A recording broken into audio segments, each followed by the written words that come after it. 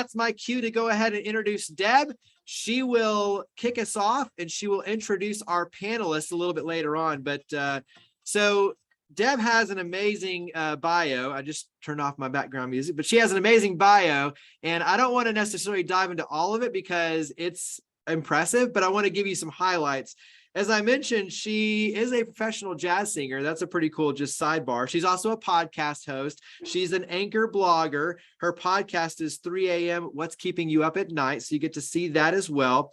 She is the 2022 recipient of the Outstanding Service to the College Award presented by the Alumni Association of Vassar College. She's been the Middle Tennessee Volunteer of the Year with YMCA of Middle Tennessee. So when you look at award-winning service, she has those accolades too, but she has 40 years of experience when it talks about serving on boards and working with boards, and also to being a consultant to nonprofits and helping them do this very thing. And so she's currently working with the 13-member leadership team at the Hope Family Center in Westmoreland, Tennessee, in a customized leadership development program. She's also recently worked with Hard Bargain Association, which you saw on today, the board of directors, to build their capacity to serve their constituents in the affordable housing sector. So she's an award-winning board member. She is serving with a tremendous amount of experience, and she does this all day, all night, in her sleep, talks about it on podcasts and blogs and so much more. And that's why we love having Dr. Deb Macfarlan Enright with us. So Deb, take it away. Jeremy, thanks so much.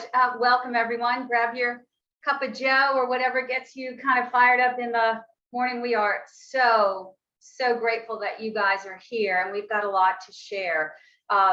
Thanks for the introduction. I do want to make very clear that my years of experience serving on boards did not turn my hair this color. This is a genetic gift from my mom, uncovered during COVID. So just in case those of you who are new to the board world, don't be afraid. It's a great time and it's a lot of fun serving on boards, and it comes with great responsibility too. So we'll approach it kind of from both angles. Those who are on staff supporting the board, taking guidance from the board, and then folks who are board members. I couldn't be more excited about the panelists who have joined us from the East and West Coast, and somewhere in the middle in Nashville. They are all just wonderful people. Just to give you a layout, I do have a PowerPoint. I'll put that on to share. We are really going to ask you to dig in on the chat for questions, at least during this part. I'll bring also we'll be switching the screen a little bit, which can get clunky and clumsy, but hang with me. It'll be worth it. I'll show you a couple of the things we're talking about for tools that you can use. Those tools we're going to also send to you. So you'll get everything that you see today, which I'm very excited about, and really grateful to Allison and to Jeremy for making that happen so we can keep the conversation going. If you have any questions during, put it in the chat. If it seems as though I'm not responding, that's not it. I just may be focused on what I'm talking about, and I know that there's a lot of folks who have my phone number and they're going to nudge me via text. So if you guys are ready, I am ready as well, and very excited to get started. So let me go ahead and call up what I need to call up, and we'll get started. Let me see if it's going to go to present. Here we go. All right. So what I want you guys to know is that I really want this to be as much of a classroom as possible. So when you have a question, like I said, put it in the chat. If you also have something you're like, oh, no, I'm not really sure I heard it that way, can you re-clarify? Let's make this a conversation as much as we possibly can. Okay, so just a quick word about that word so that you guys understand some of the vocabulary I'm going to be using. I do recognize that our sector is known as a nonprofit sector. Those of you who know me understand that for me, that is an infuriating term.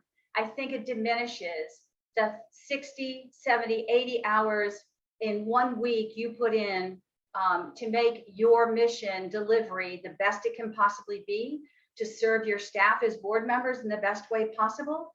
And so I might change that nomenclature. I do it on purpose, and I want to make sure it's clear when we're talking today.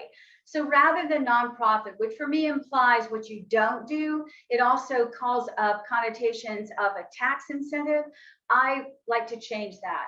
Because you're impacting the world, because you have decided to join a sector that is all about and determined to disrupt the status quo to make the world better, you'll hear me talk about all that you do and your organizations as social impact organizations. So just to be clear, if you hear me say social impact, I'm talking about that other word sector, but I might use social impact. Just wanted to be clear about that. It's important to me.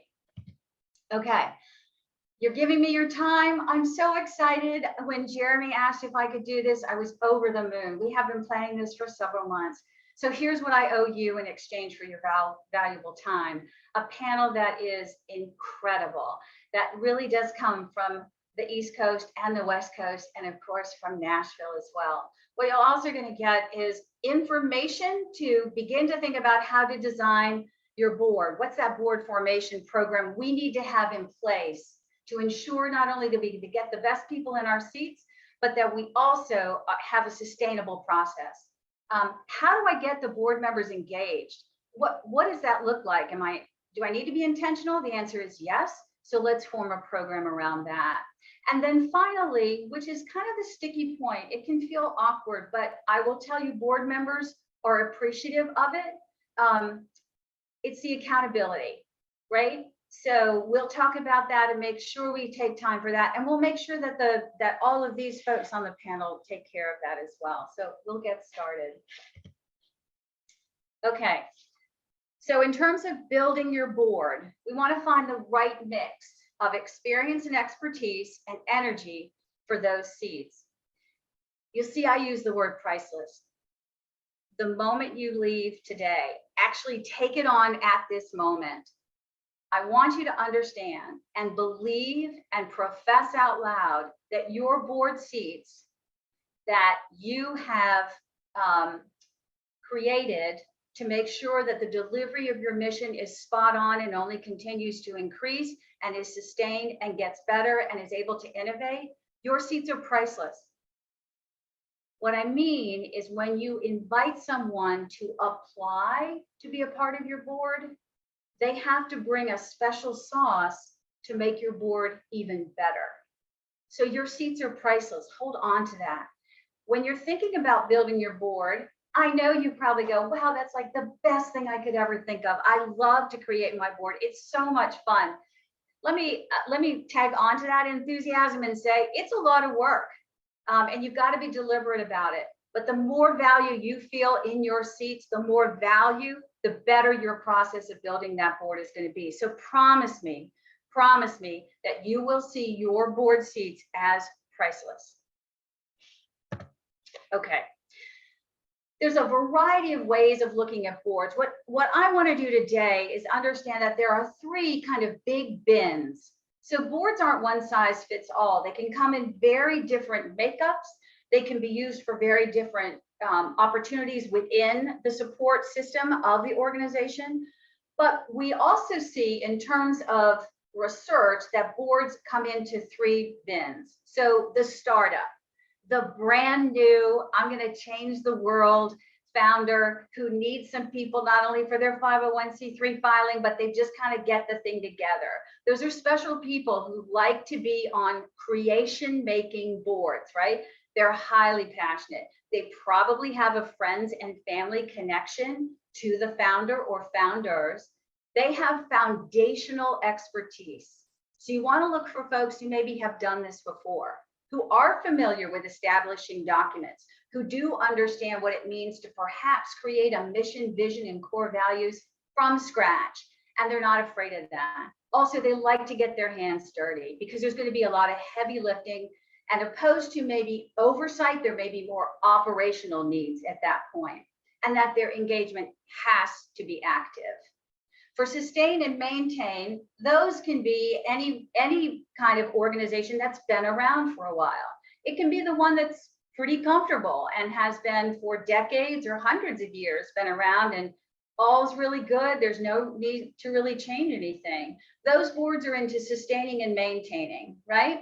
So operational expertise is also important, but more in just thinking about the delivery of the mission, that it's focused engagement. They're going to come in with a particular industry expertise or experience and hone in so that their seat's going to be used to fill a knowledge base gap. And that the status quo, that is not to plod, not to say we're not going to listen to new ideas, but the status quo is the strength of the board. So it's about sustaining and maintaining. These can be very, very strong boards and have incredible people with insight and experience on them. So don't let those words discourage you. The final one is the board who is ready and the organization who is ready to innovate, right? So that means that their expertise has to be more responsive. That may be more of the what if, which will be coupled a bit with the comma, yeah, but. That's a healthy, innovative board. So they're looking to either expand, they're looking to dive deeper, they're looking to diversify. They may even be looking to partner with another organization. They will have more of an evaluative kind of engagement. Does this make sense? What does the forecasting look like? What does the focus look like? Will we be off of our base if we try to do this? They are strong in a visionary way. Not in a ethereal kind of, well, what could it possibly look like? You got to have that, but there also needs to be the foundation of finance, of operations, of alignment with existing missions, and understanding of what the competitive field looks like in terms of your sector, and then operational awareness. So as you can see, you might, if you're board members or your folks looking to access the great world of being on a board, there may be something that spoke to you in one of those three bins. We also know that there are board members who could fit all three bins, but these are just ways to kind of get us to focus as we put a board together. It's not just going out and find somebody with a pulse. There are real needs for boards, and these are three that we find kind of rise to the top. Okay, I'm going to let you guys know that there are hundreds, well, no, thousands of matrix templates to create the composition of your board. And rather than providing one for you specifically, I want to charge you all with creating your own that has kind of these general components to it, but understand that there are other things to think about. So let's just look through this. Of course, general demographics, right?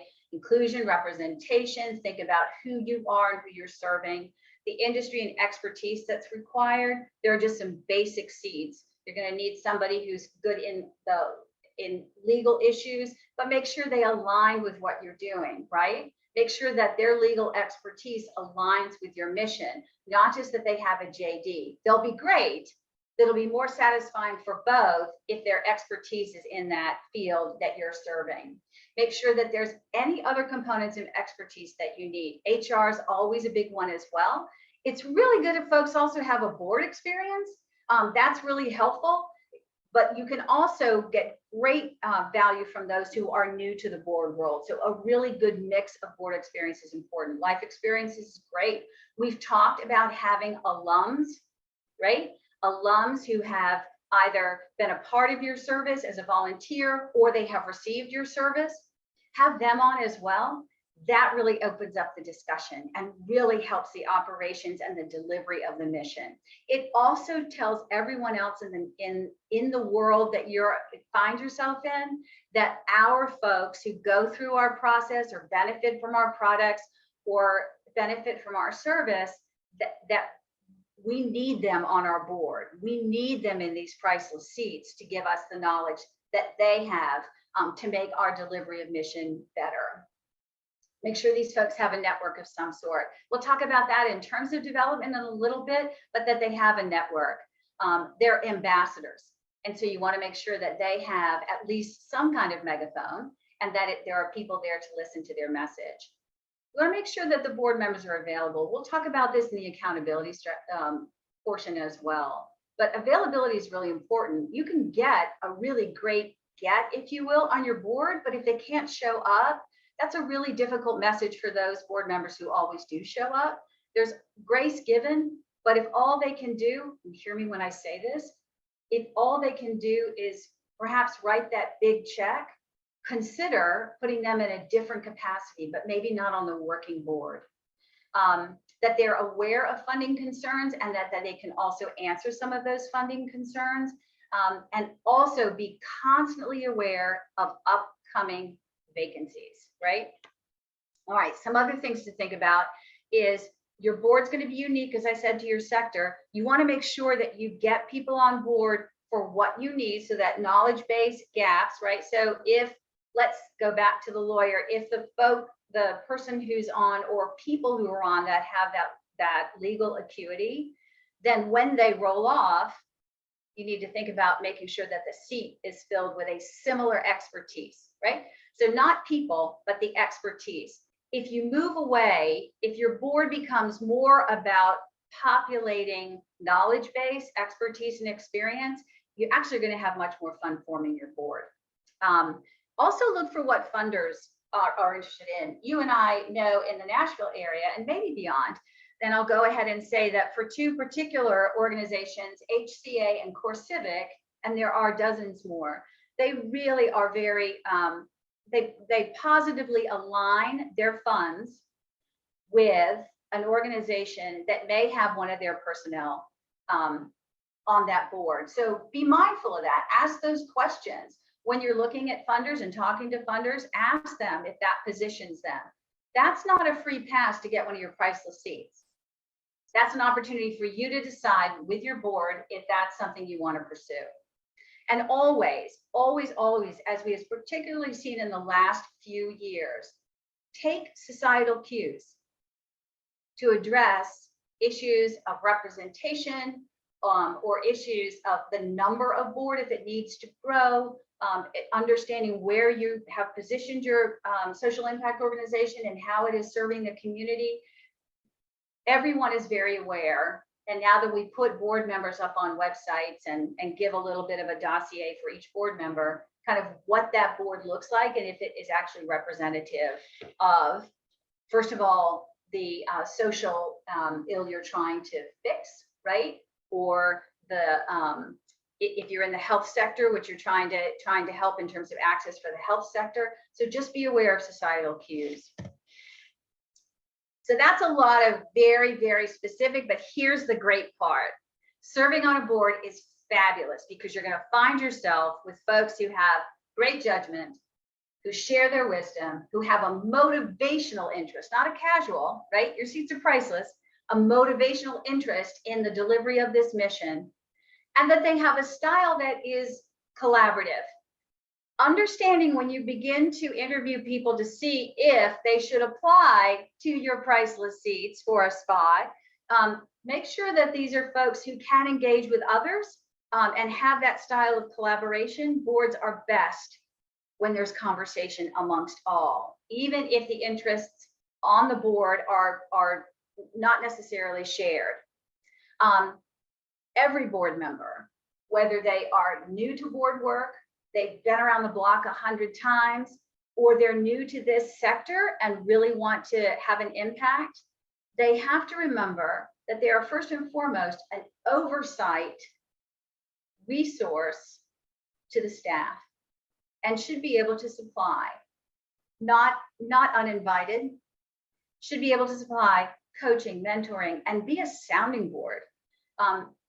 Those executive directors who are served best have board members that can be go-to people for them. Just even, it may be an event, but it also may be how does this feel? Or if we thought about this initiative, your board should not be just once a quarter, once a month, once a year kind of meeting where you hope you can remember people's names. These guys, if they come into your priceless seats, they have to be willing to help and work, and coaching and mentoring and being a soundboard is really important. There may be somebody on your staff that you think would benefit from having a mentor from your board. And they've got to have courage. The social impact world is constantly changing. We're learning an awful lot post-COVID. just the realities of how to best serve, the realities of perhaps a growing amount of people who want to do good, who rather than understanding the power of collaboration and partnership, may be creating even more 501c3s. And so having the courage perhaps to have those conversations of, hey, let's collaborate and join. Having the courage to say, this still isn't right, we still might need to innovate. Having the courage also to talk with your board about how to stay engaged.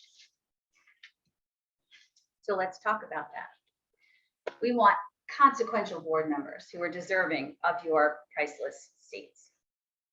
Actually, before I get to that, since we're live, it's always good. Let me show you guys. This is what I believe in terms of an application, not to divert. So let me go back to doing this board formation.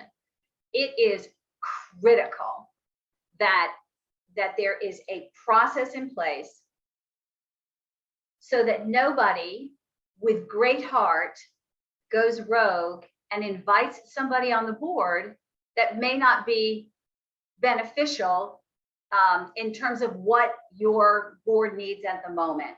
It may be a really good-hearted person who says, this is a really fantastic person, they're super smart, really want them to come on, but it may be that their expertise is not what you need right now. So formalize the process. Make this seat even more priceless to come. I will promise you, from the boards that I've sat on where it is particularly difficult to even be considered, there's a line out the door. And those boards have been the most effective, the most efficient. And people roll off those boards with sweat on their brow and probably a bead of sweat down their back going, how the heck did they get that much out of me? But your board, your organization deserves that kind of board. So we're going to include this, but just to see that this is an application where they describe themselves, you understand where their expertise is, you understand where their, if they have served before, and what their commitment level is going to be. So we'll include this for you guys as well. Okay, let's talk about priceless board seats and engagement. You all know this. You need to honor their time, right? There's nothing like a volunteer who has nothing to do. It's frustrating. And you don't want to overdo, so that constant conversation is important. For board members to have nothing to do, that's criminal. So make sure that they understand the time commitment, that they understand what you're looking for in terms of how they can provide their services and their expertise, and tap into their talent. Understand as well that just because somebody is, I keep beating on lawyers, I don't know, Emily, maybe it's because I know you're there.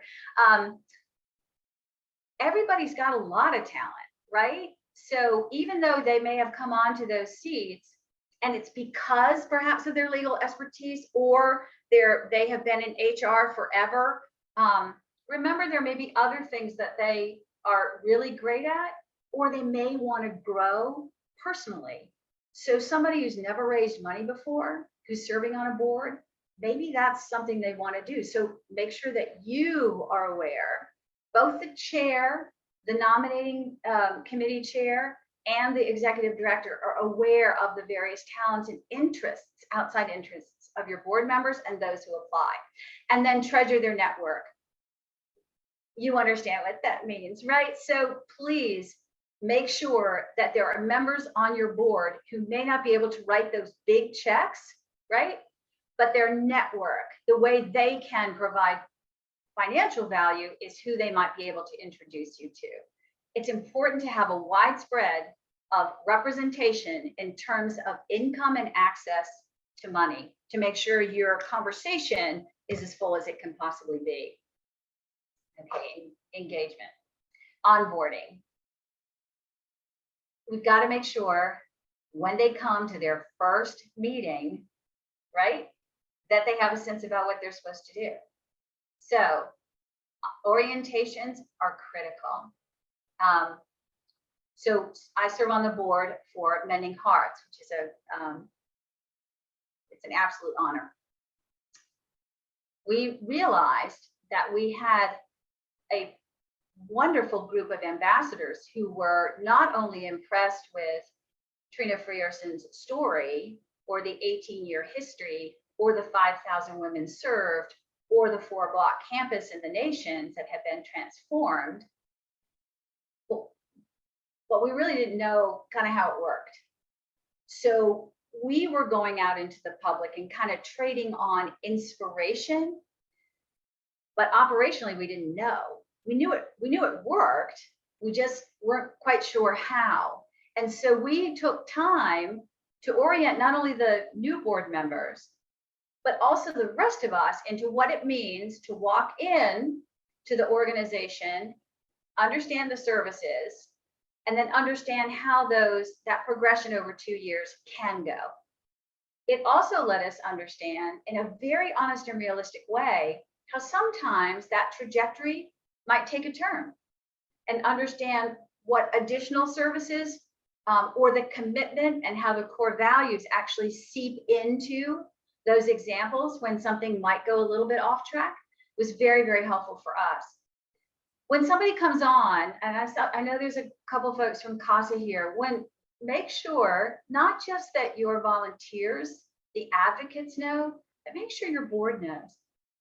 There's no way that they can fully represent the organization or get more jazzed about why they're on the board than to truly understand what's going on. It'll allow them to be more a part of, and they're going to ask better questions in the board meetings and be able to support you and your staff better if they get a full understanding. Orientations also help us when we understand what our expectations are. So things like committee assignments, making sure that you have standing committees, right? There should always be a nominating committee so that your board is always in constant formation and you know when people are rolling off and you know what kind of expertise is needed in those priceless seats. So that's really important to make sure. It's also a way to use people's talents and have it directed and make sure your board understands, each board member understands why they've been accepted to be a board member and what's expected of them, as well as to how to lend their expertise in a much more focused way. And then when projects come up, maybe some ad hoc opportunities come up or some innovation opportunities come up, there's a way to make those assignments more formal. Structures are really helpful for volunteers because it lets them know exactly what they're supposed to do. And for most of us on this event, we're all out of the box thinkers. So it lets us know kind of what the structure is, but we can always ask the what if question. It helps deploy your board members in a much more fulfilling way. Then general expectations, orientations, as well as an ongoing push for engagement.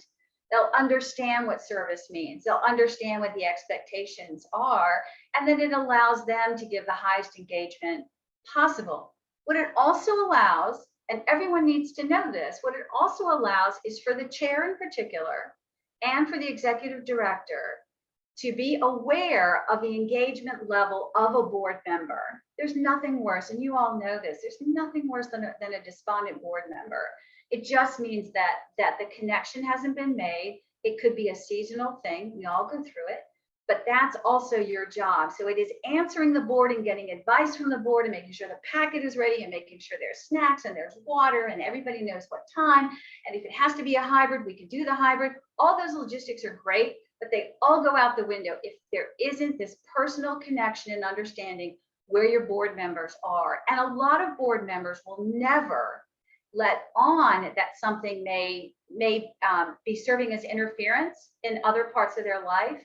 And I'm not asking any of you to delve into anybody's personal life. They'll do that. Board members will let you know if they want you to know, but it's just important to understand if engagement goes up and down, why that's happening. And again, and I think this is the best part, we also forget this too, get to know your board members, but have them know each other. Let them shout to the top of the hills if somebody is doing something really exciting in their work, or they've just got a promotion, or they're moving to a new city, or they've added someone to their family, or they've rescued a pup. Let them know that. There's nothing greater than having personal relationships, particularly as it relates to people serving on committees and not being siloed, right? So get to know one another. Okay, I want to show you at this point, let me switch out again. I want to show you, and we'll again put this in. Okay, so this is a commitment pledge that at orientation, some of the organizations I've worked with have used.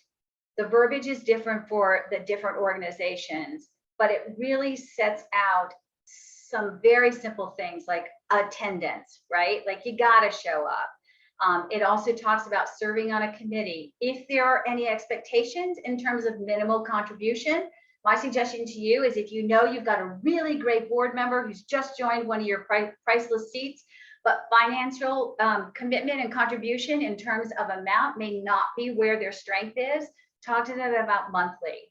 Give them an opportunity to be invested, but not feel as though they are not, don't reach the level of expectation. So these board things, I'll tell you exactly how they're used. They're signed, and they're dated, and the board chair goes over it. Staff members should be there too. Executive director should be there too. But this is kind of a formal way to say and underscore our seats are priceless. And so we're really excited that you're with us, but our seats are priceless. Okay, I want to go back.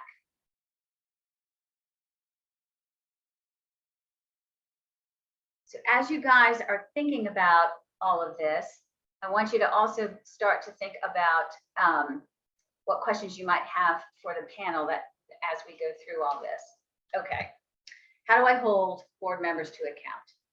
Okay, well, let's set them up for success.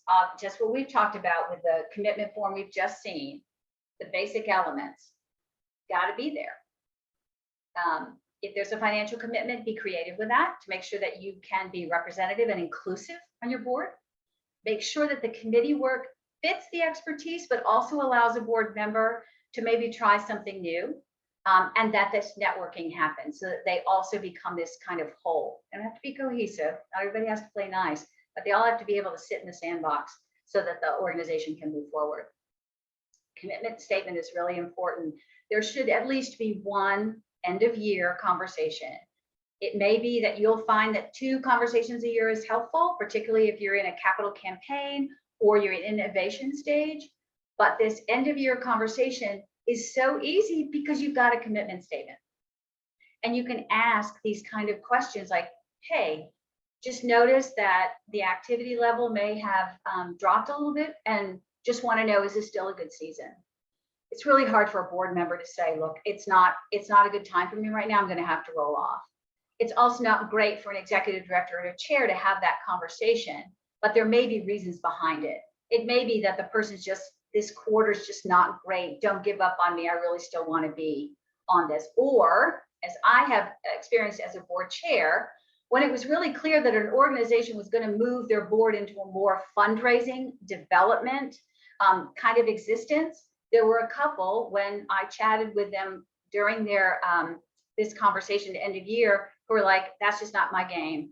I'm happy to continue financially to support, but that's not a gig I want to get started on, and I feel more comfortable rolling off. No harm, no foul, right? Great, honest conversation, not confrontational, no hard feelings. I know that those there were 2 individuals, they are still very active within that organization as volunteers and as donors. And then it also allows for an ongoing evaluation because you've got like a rubric, that's an educational term, but you have some standards established, and just can, as an executive director and chair, you can keep that in your head, right? As people who are board members, it also gives me an understanding of what, first of all, that I'm going to be held to account, but that no one's making it up, right? I absolutely know what's expected of me. So those conversations can be healing. They can also be helpful. Okay, before we hit the panel, we're going to do that in just a minute. What do we do with retired board members, right? They are super jazzed. They've got engagement, expertise, experience, and energy. Well, I want to tell you about something that I've just been put in charge of at Vassar, and I couldn't be more happy. There is nothing like serving on a board and knowing kind of everything, right? The good, the bad, and the ugly.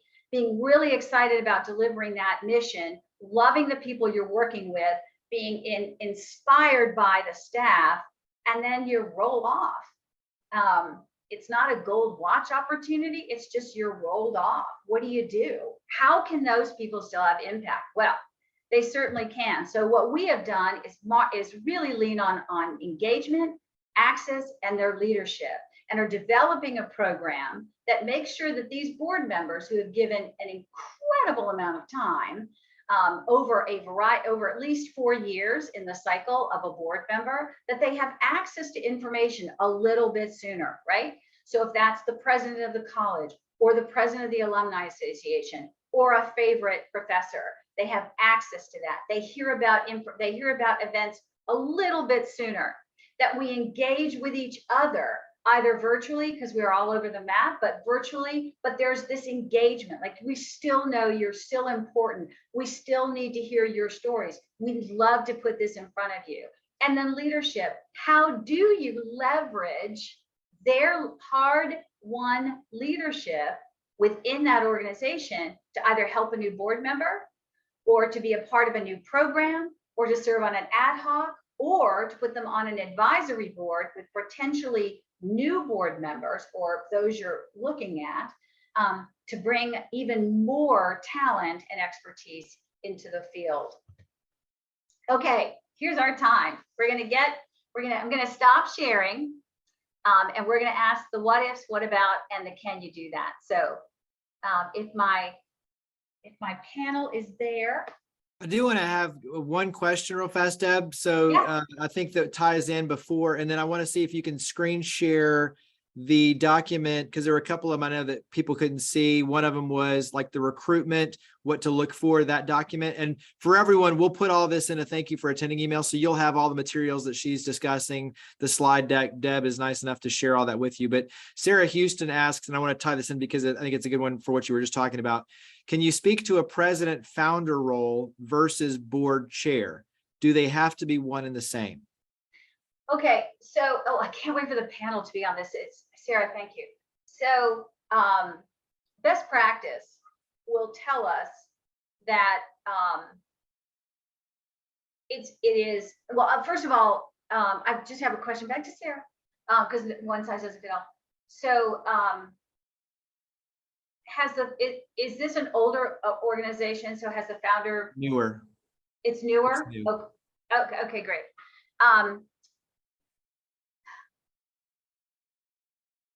It's important from the beginning to demarcate between those who are giving oversight and those who are delivering the mission. It's also important to understand that without the founder, nothing would be happening, right? So what your board has to think about, and if it's in an infancy stage.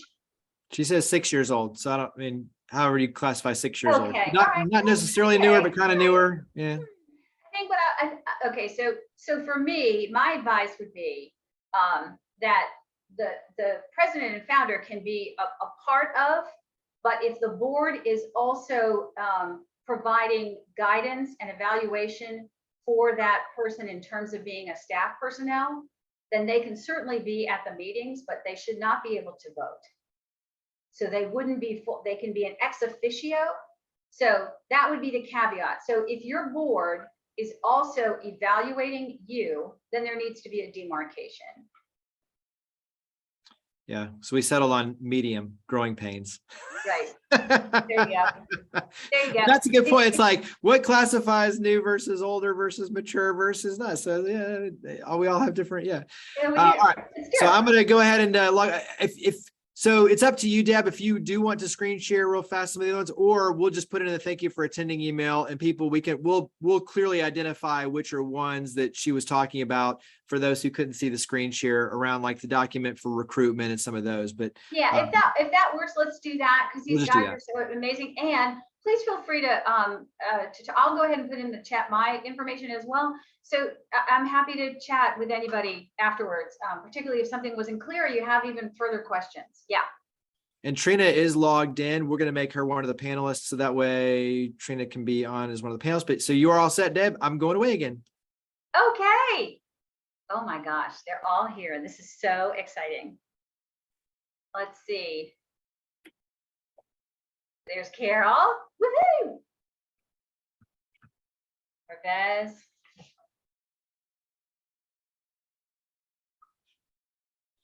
Let me go ahead. While these guys are getting their videos on, we're looking to see Patrick and Trina. Let me go ahead and introduce these guys. Patrick, hey. Oh, Trina, hello. Hey, hey, hey. All right. I think the best thing, you guys, is go ahead and let's unmute.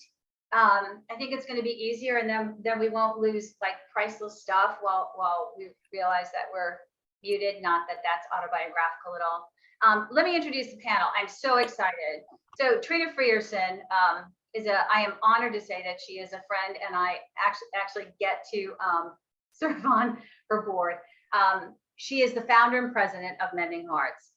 It's a 20-year-old Nashville agency with a 4-block campus in West Nashville, recognized as the only 2-year residential treatment program in Tennessee, serving women to break the chains of addiction, no matter their ability to pay. She has helped, and the organization has helped over 5,000 women. Trina is a 17-time felon, and that's why she inspires me. She started her organization in a halfway house and now owns over 16 properties in the nations.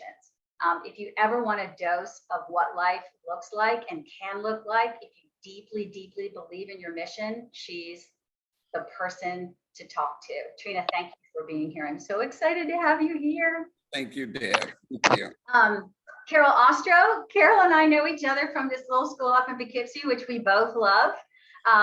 She is an amazing person who has been in this field for a long time. And what I love, and the reason why I asked Carol, who's coming to us from Manhattan, is she also brings in the arts, which I think sometimes in the social impact world, we don't always think about. We might think of food distribution, we might think of addiction, we may think of immigrant and refugee support. We don't always think about fine arts, and that's super important into our sector. So she has experience in arts and culture, civic, higher education, and religious organizations, recognized for her ability to launch programs and secure substantial funding for their sustainability.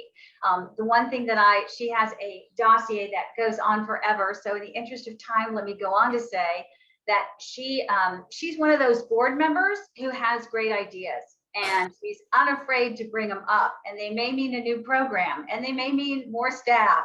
And we're going to talk to her about that, but I am delighted that she's here. Parvez and I met during a leadership development course and have become fast friends, although I don't think we've ever met in person.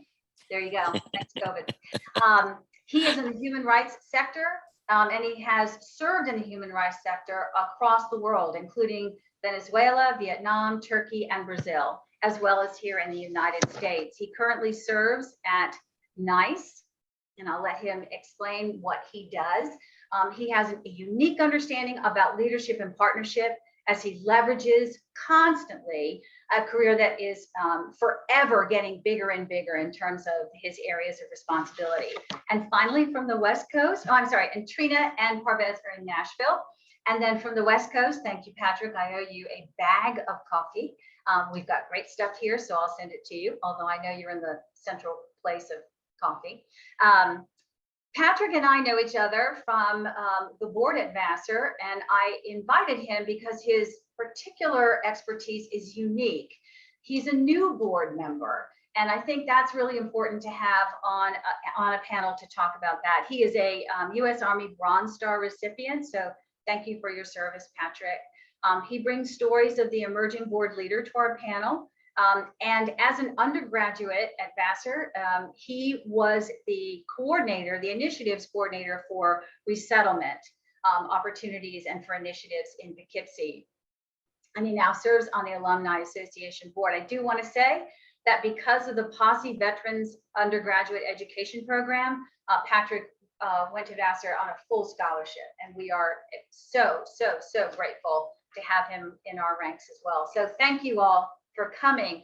I want to be sure that everybody understands that we have an incredible panel, and some of them have meetings and flights and all kinds of great things to get ready for. So we want to make sure we answer your questions. We have a couple that we've kind of got ready for them ahead of time.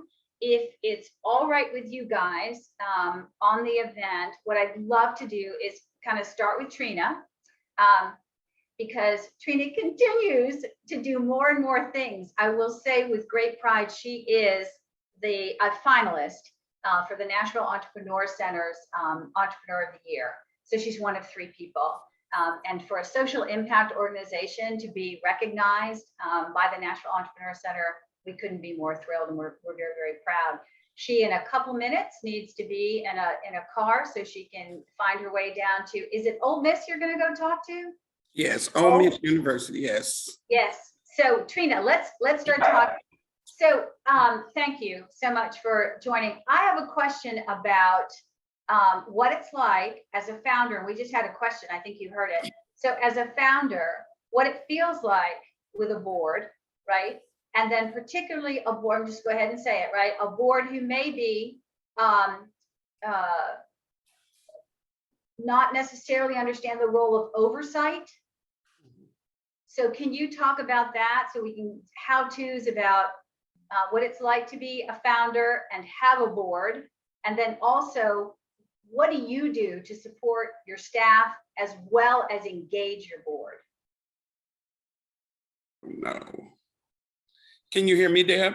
Yes, perfectly. Okay, awesome. And I think the question was oversight of a board, right? And man, thank you guys. Thank you for having this, Deb. I've seen in the chat that someone wanted to. Oops. Trina, you've frozen.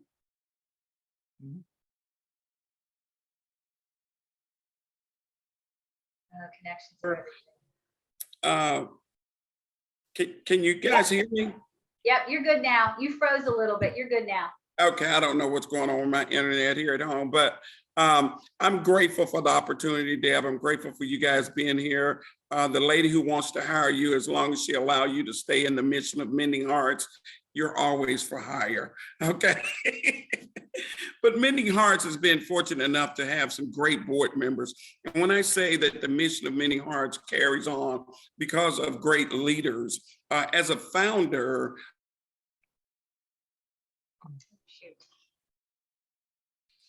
maybe turn off her camera. coming into these doors and just being miserable. And before I received this caliber of a board, one of the things that I have experienced is a board with bodies, a board who showed up, a board who really didn't ask much of me, but really, as long as I reported out on the finances, you know, and let them know a couple of changes, they were fine. And so, you know, I've been fortunate enough for the last couple of years to have an active working board. That board is truly an oversight of not only the finances of the mission, it's truly a governing board for me. Things that I've witnessed here lately is that people, you know, a board shouldn't just come in and make sure you're spending the money right. They should also make sure that you're having policies that drive the mission and the work you do in the community. And they should also make sure that you're in network with the people, not only that you serve, but who can help you serve the mission. And so we've been fortunate enough to have a real diversified, and when I say working board, we have a working board. We have committees. And as a founder, because this is different for me, I sometimes see this as a barrier. And that's just being trained.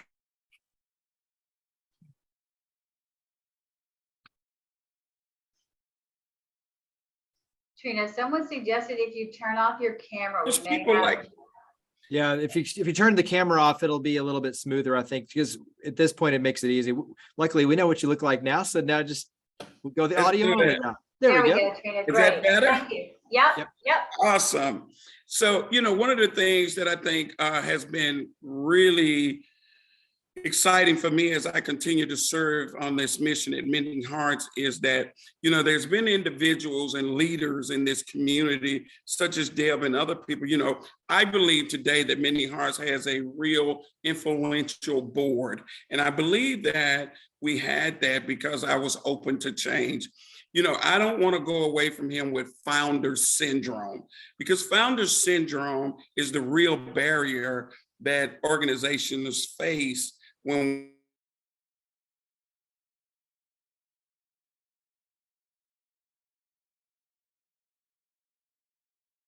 Sounded logical. other board chairmen. Hey, Trina. Uh-huh. Listen, I think we're having a little bit of connection. And I'm looking at the time and understanding when you need to go. Let me just see if I can refresh. We want you to stay on and keep talking. What I'm hearing is sometimes change happens for founders, and just getting people in a seat can be great, but may not deliver the kind of support that you want. So having the strength and courage to have people join the board who may challenge but also support, you see is really important. Thank you, Deb. Does that sound right? Yes, you have hit it on the net, and I'm thankful that you were there to have the experience of what I witnessed, and I think that you could be a great voice for me and the mission of Mending Hearts to talk about the real truths of this driving board and where we've come from in less than 2 development to ethics.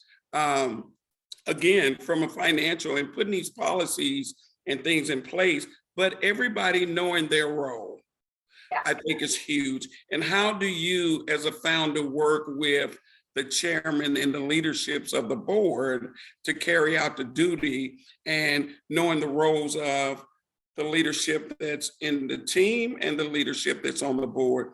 And how do you bring those two together to make a real impact on the mission? And so that's what we're experiencing today. But I just want to give this shout out truly. And it goes back to the lady who asked, or the guy who asked, is Deb for hire? I think there are, I think that there are a lot of Debs out there. There are. But I've been fortunate enough. That was great. Trina, thank you. Yeah, God. so to answer Doug's question, yes, Deb is available for hire. Okay, well, let's move on with our panel discussion. That's Trina, I love you. You're the best. I'm going to move on to Carol. Trina, thank you. Thank you. Appreciate you guys. Have a great trip. Carol, you have a vast amount of knowledge in a variety of different sectors. So maybe just kind of a brief, are all boards the same? It all looks the same. Oh gosh, here we go. This is an hour and a half. Of course not, right? Every family, how does Tolstoy begin? War and Peace, whatever. I just want to say to all of the executive directors out there that managing a board is probably the most difficult and most essential part of your role. And I feel for all of you because it's difficult and there is just going to be a certain amount of dysfunctionality. I mean, what Deb described is great. I've never experienced nirvana on a board, and that's sort of what you're describing. So, I think aspiring to that is great, but you got to deal with the givens. So, all I can say is right now I'm an interim executive director. So yes, I have a lot of experience on boards. And during the pandemic, when the theater world shut down, I thought, what else can I do? So I literally signed up to become an interim executive director. Oh boy, do I have a not-for-profit. So it's in the health world. It's called Fight for Sight. It deals with vision, eye and blindness research. So the vision impaired, learning a whole new vocabulary and a host of new diseases. And it is a 76-year-old foundation. And it is, it's going on, but the pandemic, it's just so worn out, worn thin. And we have a great board, 8 board members, but I went in there, there's so much that has to be done, but really what I'm trying to do is get new board members. And, it's hard. And it's like, yes, I want bodies, trust me, but, I am not being shy about talking to everyone I know about who's their eye doctor, as they've aged, do they have parents with glaucoma or macular degeneration, all these things, so I am finding that recruitment and finding new board members is vital because it's tough to find, it's tough to bring together a working concentric circle of individuals for your not-for-profits. So, I mean, I just want to say right now, I'll take any body that's there and we'll work you into the foundation. I mean, that's not really true, but that I know how difficult it is.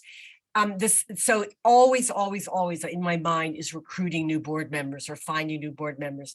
And then the second issue that's on my mind a lot in terms of hearing what you said is the onboarding part. And actually one of the things that I'm doing for my current board is I'm not going to bring on one person at a time, trying to create a class. I feel like if you could, and it can be two people could be a class, 2 or 3 people. If you bring them on together, you give them all of the experience of being new together, of sitting next to each other, either around a boardroom or in the Zoom, and of learning together, and then of relating to one another together. And then from that, they can make their disparate roles. They can sort of come together and then come apart and sort of shine in their own area of expertise. But that I find in terms of onboarding, you just can't, bringing one board member on, it's just too hard. So find one, keep them, find another one quickly, and then bring them on together. It just is an easier onboarding experience. Okay, I know other people have to talk, so. No, you're good. I just want to go ahead and piggyback. That's why I think having an established process, and so they come in at a certain point, you can attach that to fiscal year. That's the easiest, right? So, and so that the onboarding happens when things start to begin, so that everyone's starting on not January 1, but whenever yours starts, right? And so there is this expectation of orientation. You're going to get feedback on what was good and bad, lacking in the past. But just as Carol said, this is a way for everybody to start fresh and new. I mean, we've just started school here in Tennessee. I know others start after Labor Day, but there's this freshness that happens. It also allows more experienced board members, either deliberately and intentionally assigned to new board members, or just it's an implicit kind of, make sure everybody feels comfortable and understands the ropes. And that also helps to coalesce. Carol, I love that notion about cohort. That's such a great way to put it. Thank you. Okay. So Harvez, can you piggyback this notion of orientation and then how your role in terms of building a board has affected building the board? Yes, thank you, Deb, for inviting me and everyone here. I feel honored to be here. Specifically to answer that question, I have to give a little bit of context with the organization that I work for. So we are considered a ethnic community-based organization. We're a refugee resettlement organization operating from Nashville. It's the Nashville International Center for Empowerment. We're part of a national network that works under one of the 9 US VOLAGs that has federal permission to resettle refugees. So our structure, I would say, is very unique because our board is 100% minority based. They are either refugees or immigrants. And part of this is the requirement in our network that our board and our staff be over 60% refugee and immigrant based because of the work that we do as ECBOs. That also qualifies us for certain types of funding. What I find that is really interesting in this is that even though our board helps in creating a vision and defining clear roles and responsibilities, et cetera, they also participate in our, every 3 years, we have a strategic plan, but we create this collaboratively, the entire organization with the board. So it's a wonderful exercise where they actually really get to see what our needs are. They also express the needs of the refugee and immigrant community. The only part that my department is solely responsible for with the CEO is securing the resources. So the way that we do this is that by taking all that information from them, we try to make this organizational sustainable. What's really interesting, Deb, since the last time we met when you were coaching me, our budget was, I don't know, somewhere around maybe $2 million. We're going to be close to 5 million now.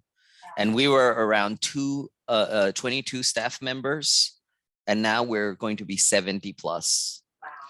So what's really interesting in what we're doing with the board is creating systems that make us more effective in the way that we serve the mission, right? All kinds of systems of equity, equity within the organization that also shows this in the immigrant communities that we serve, more diversity. Because diversity is not just BIPOC communities, as we all know, diversity is, quite wide. So we're kind of building the plane as we're flying it. So that's been the most difficult part.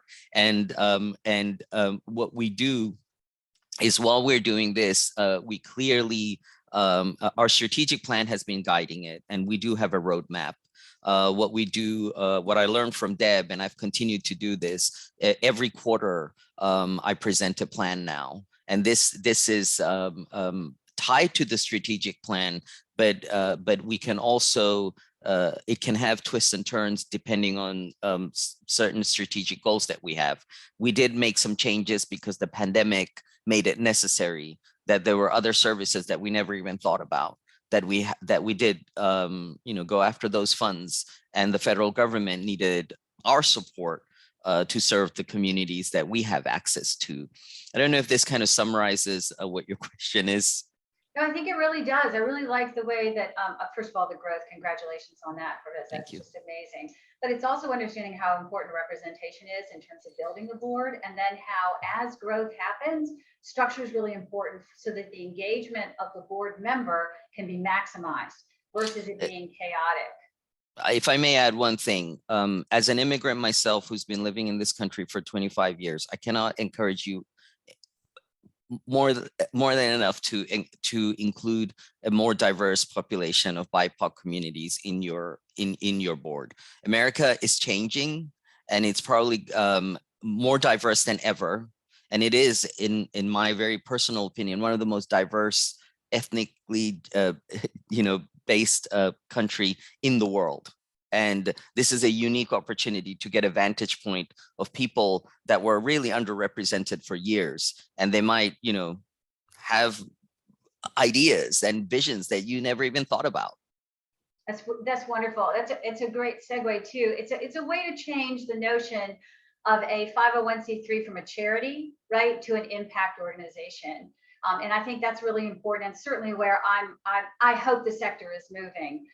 It's enough about giving a tax incentive. It's about changing the world.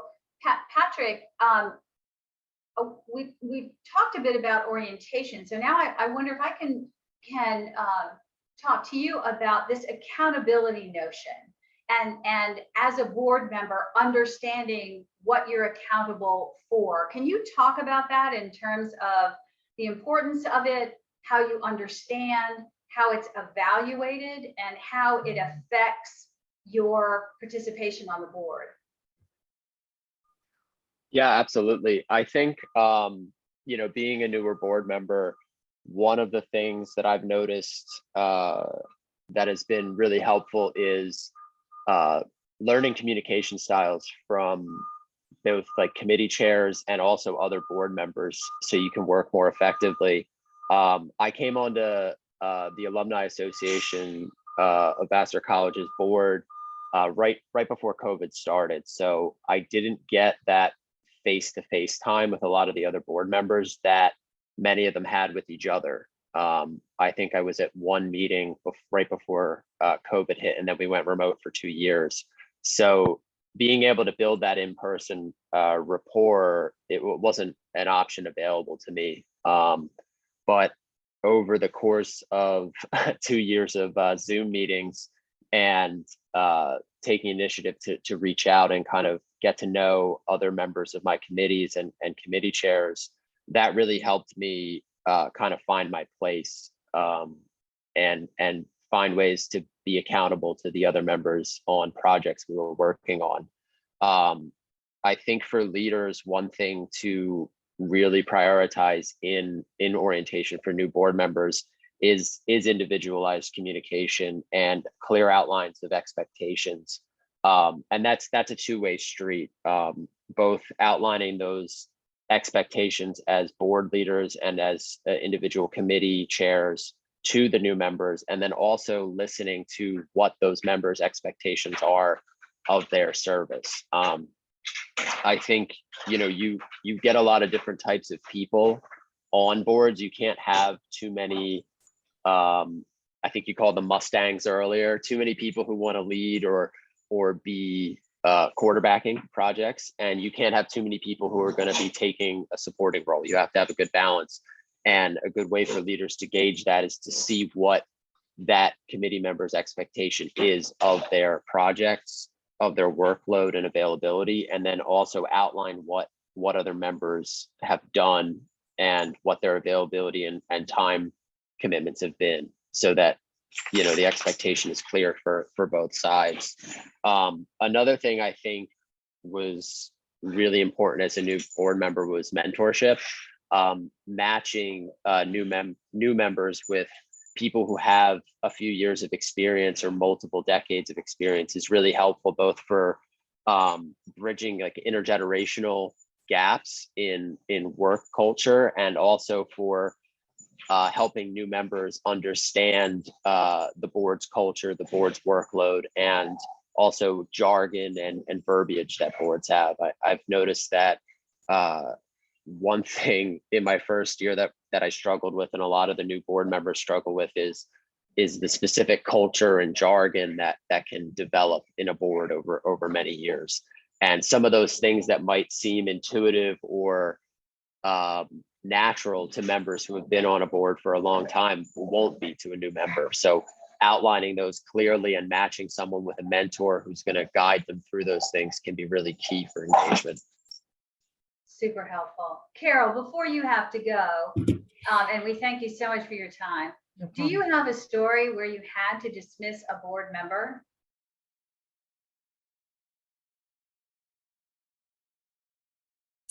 Oh, that's a tough one. No, I don't. But I think in my experience, it's because we've been really clear about terms and really prepared members to step off gracefully, graciously, and boy, did we toot our horns for them and partied them. So that it wasn't a question of them being pushed out. It was a question of them being honored and put on chairs and walked out gracefully, if you can do it. I will say sort of the heart, and then I do have to go. I'm sorry, I didn't realize that there was a time difference, New Yorker, that I saw a board work really well together was when we had to let a CEO go. And that was an extremely difficult thing to do. And that if the board wasn't together and if there wasn't trust around the table, that wouldn't have been implemented as quickly, swiftly, and appropriately. It could have been disastrous. So again, just making sure that everybody around the table understands is really important.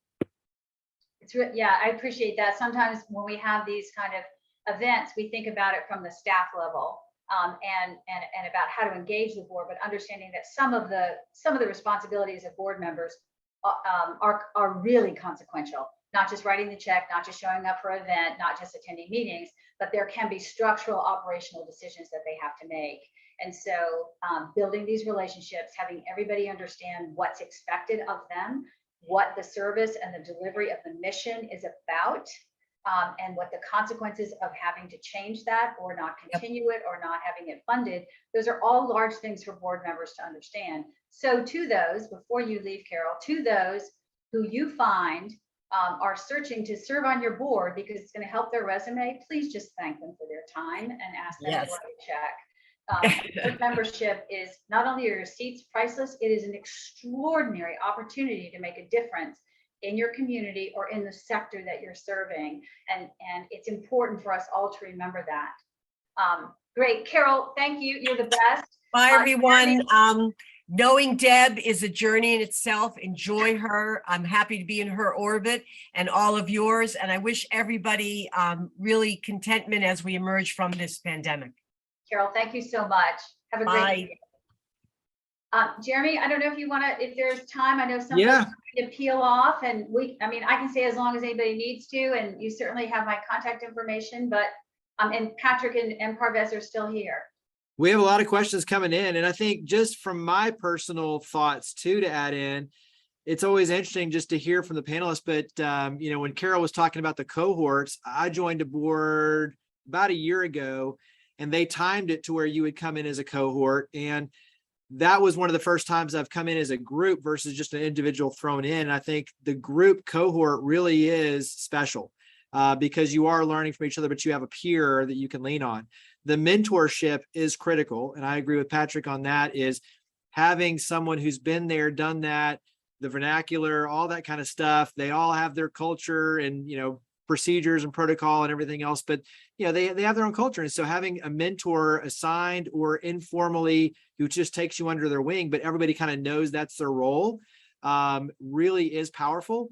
And then the last thing is, I can't say it enough, expectations and being very clear really on both sides for you coming on as a new board member, asking those questions around financial contribution, time contribution. What does that look like? When are meetings typically held? Because for me, you know, I can control some of my calendar, but once it gets past 5:30, it gets very difficult with all the family obligations. So being intentional to make sure that everything matches up with the timing, the financial resources, your expertise, me asking them, what are they expecting out of me in terms of my expertise? Why, you know, do they see that I'm a good fit? And then vice versa, you know, even like the attorney was bringing up, just because you're good at one thing doesn't mean that that's what you want to be doing. So the more clear you are on the front end about why you're, you know, why you think it's a good fit, and then vice versa, why you as the board member think it's a good fit, the more clear you are, the more powerful that relationship is going to be. And so, you know, I just think that all of that makes a lot of sense. So let's go ahead and dive in. And the first question that I think we'll kind of throw out there is talk about the components of a good board retreat. This comes from Kim Cherry. And I've had some that are great and some that aren't so great. So we'll let the experts chime in. What are the components of a good board retreat? Yeah, anybody? I mean, I'm happy to dive in, but I want to also respect Parvez and Patrick. So let me go ahead and you guys can chime in. Okay, how's that?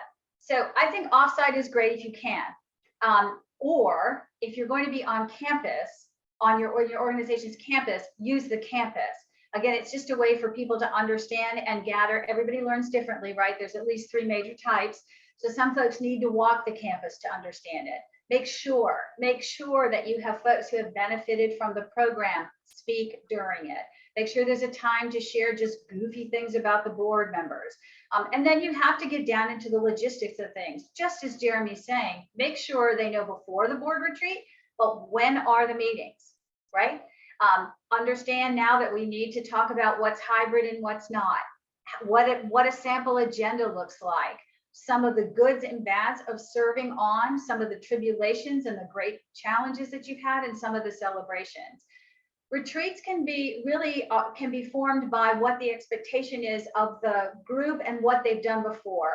So if you're new to this, make it simple on yourself and make it easy on yourself. Your standard is yours. So if it's a half day, it starts with Dunkin' and coffee, cool.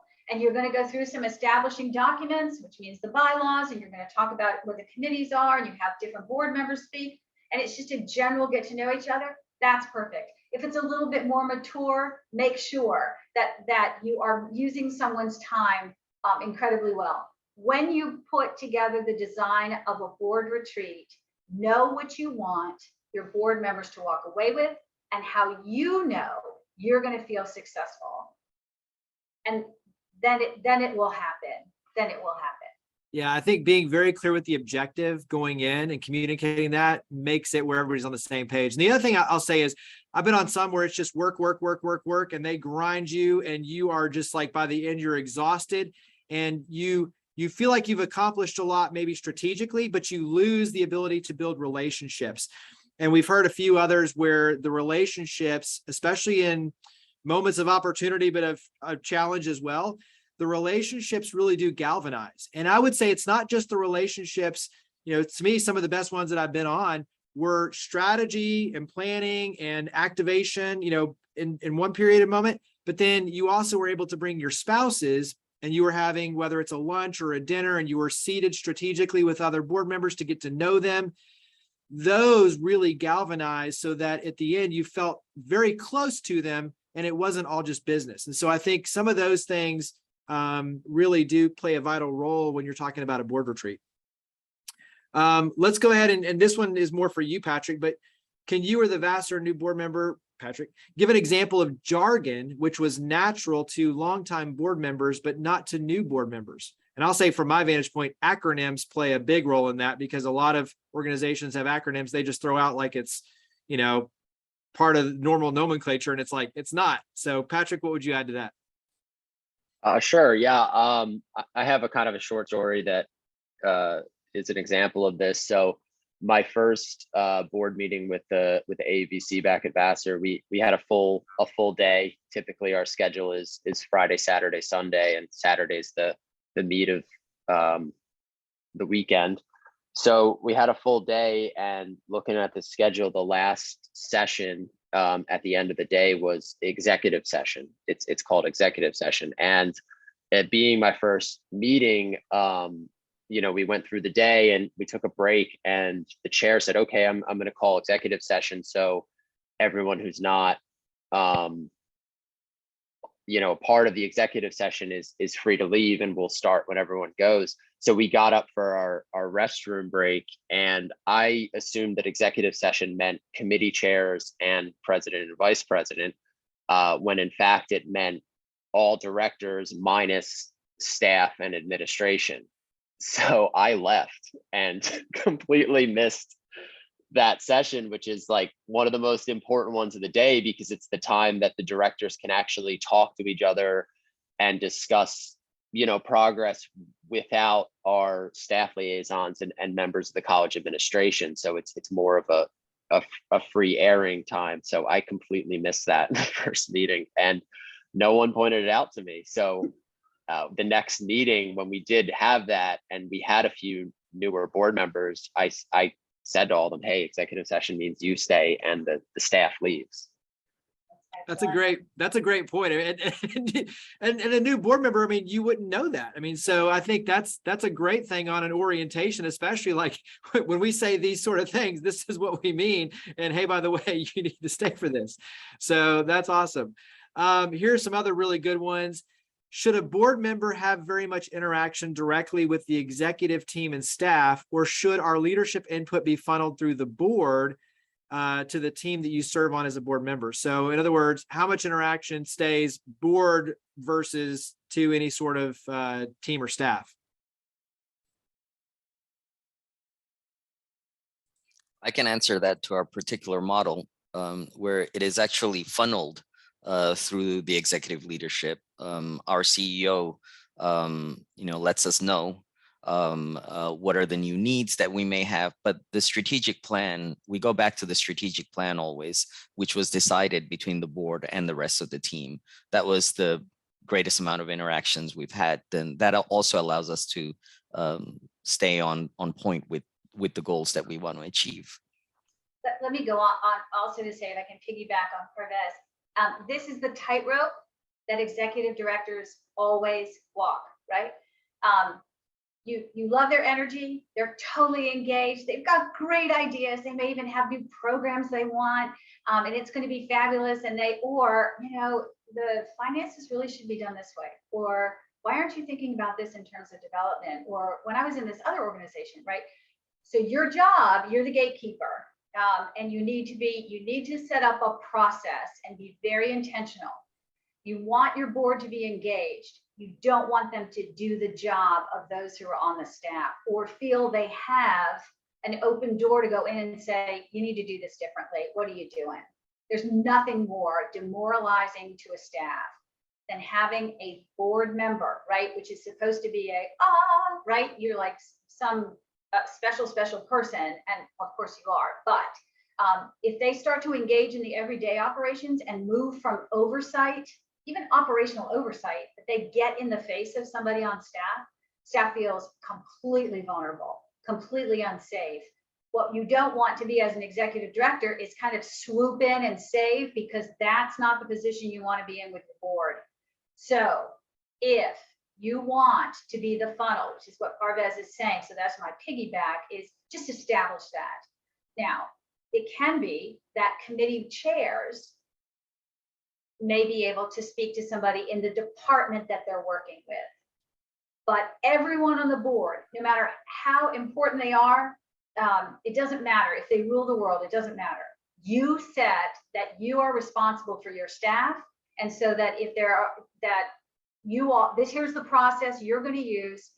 And when staff, make it clear to them, when staff feels impinged upon, or there seems to be a little bit too much interaction, you're going to speak up for the staff. That really does help your board. I mean, you guys can help me with that, but that helps the board. It sets some boundaries that make it much better for everybody's working conditions. Yeah. Let's do another one and then we'll kind of wrap up. Let's see, where was it here? Do you have any recommendations on ways to bond for a board that meets on Zoom, and ways to invigorate a board chair director to be open to new ideas and ways of doing things? So it's a little bit of a piggyback, but what are some recommendations on engaging through Zoom, and then to kind of open the eyes and minds to invigorate a board chair or director to be open to new ideas? Patrick, do you want to do the Zoom since you've been living it for 2 years? Yeah, I can answer a little bit. I think a few ways to start. Icebreakers are really important. You know, open meetings up light, you know, bound them tightly, you know, 5 minutes, 10 minutes tops. Don't take up too much time with them, but let people open up a little bit before you get into the work, especially if they haven't met in person. And I think breakout rooms are key. And being really intentional as the facilitator in how you place the breakout rooms when you do create them. Don't put the same people together all the time. Make sure you're changing it up, but also match people who you think should work together. If you notice that two people are collaborating really well, or you're hearing ideas from two people separately that you think would complement each other, match them in the breakout room. Maybe just put just two people in one breakout room and four people in another. You know, mix up the sizes so you can really get that individual engagement and give people time to talk outside of the larger board. That's great. I think if I might, just on the executive director, if there's reluctance on the executive director, it really is. So I'm just presuming from the question, and Jeremy, you can help me, that this is about a board member needing to maybe have some new ideas, and that the executive director may say, no, we can't. So just, I would say, just understand where that reticence is coming from. Do they feel challenged? Do they feel threatened? And so that's the relationship building that's really key. So the executive director is not there to do bidding. They're there to be a conscious part of the conversation, certainly with limitations and boundaries. But if somebody's reticent, particularly if it's a founder, Trina could talk about this for an hour. It's understanding that this could move things better or be more improved. And that the executive director at least owes the board member or board reasons why it's never worked. We've done it 100 million times, maybe, but understand the reticence behind it, because it's a relational thing at that point. If you're constantly getting the strong arm, it's relational, and just sit down, have coffee, talk about vision, talk about larger things, and then try to understand where the reticence lies. Let's wrap up with this. Give us some quick words of encouragement. We'll go, Patrick, we'll start with you. We'll kind of work our way and end with Deb, but Patrick, wrap up with words of encouragement. Absolutely. as a new board member and bringing on new board members, I think the biggest thing, if you're feeling, overwhelmed or lost, remember to trust the process that brought you onto the board. Trust your expertise. You might feel out of place because you're new, but the board brought you on for a reason, and trust that. And trust your ability to communicate with the people that brought you on and other people on the board. Remember that you're there for the same goal, you have the same mission, and you have that commonality with people to reach across if you are having a disagreement or feeling like your fit isn't right. Sometimes it just takes a little bit more time, especially in a Zoom era. Nice. Perez? I will say that as a board member, everybody is a fundraiser, and you're capable of raising money. Don't be fearful of that. I started as a driver in my organization. I'm in C-suite running the entire development program. So, money's out there, and you just have to lift every stone to find it. And then Deb? The seats on your board are priceless. And if you have the opportunity to become a board member, to sit in one of those priceless seats, it's a privilege. And make sure that your work is consequential and matters, so that there's a line created out the door to serve on that board. Well, Deb, thank you for leading this discussion. Thank you to our panelists. We greatly appreciate it. And as I mentioned, we'll send out a thank you for attending email that will recap. We'll have the links to the materials that Deb shared earlier. We'll have the presentation in there. We'll have this recording with all the Q&A as well. So thank you, everyone, for tuning in. Enjoy the rest of your Friday and weekend ahead. And we'll also put in Deb's contact information for those who had some other questions that we weren't able to get to today. That'll give you a chance to reach out and carry those conversations forward. So from all of us at City Current, from the Assisi Foundation of Memphis, Inc., we greatly appreciate you tuning in to the Get On Board series. And thank you again to our panelists and Deb. We appreciate you. Everyone, we'll see you next time. Thank you.